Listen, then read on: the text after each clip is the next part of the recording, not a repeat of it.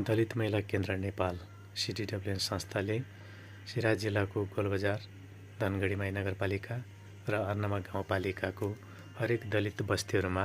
बालविवाहबारे जनचेतनामूलक कार्यक्रमहरू सञ्चालन गर्दै गरिरहेका छन्, जस अन्तर्गत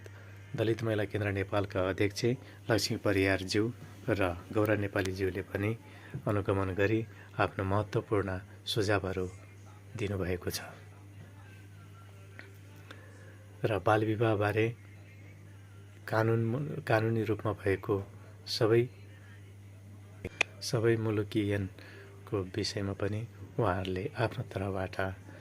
उपस्थित सहभागीहरूलाई प्रश्न पार्नुभएको छ भने अर्नमा गाउँपालिका वार्ड नम्बर 5 मा सहज महिला समूहका सदस्य अरुणा यादवज्यूले बालविवाहबारे जनचेतनामूलक कार्यक्रम सञ्चालन गर्नुभएको थियो। बालविवाह भन्नाले के बुझ्नुहुन्छ र बालविवाहको असरहरू के हुन् भन्ने विषयमा उहाँले प्रश्न पार्नुभएको थियो भने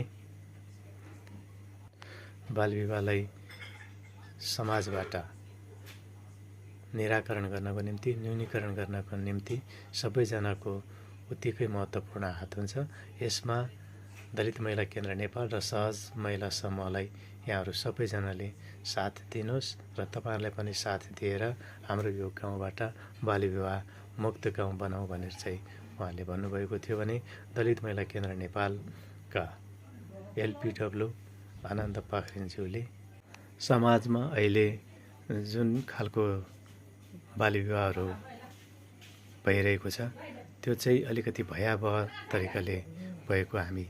देख्छौँ। बाहिर रूपमा हामीले हेर्दाखेरि बालविवाह भएको हामी देख्दैनौँ, तर भित्र रूपमा हामीले समाजको हरेक टोलटोलमा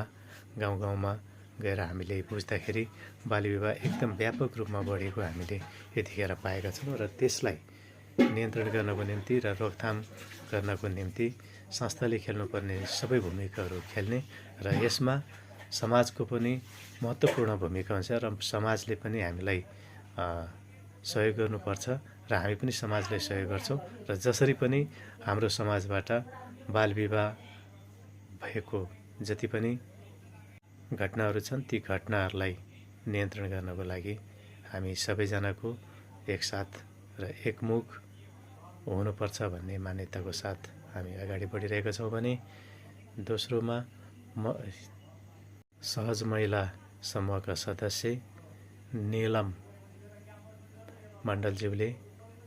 बालविवाहलाई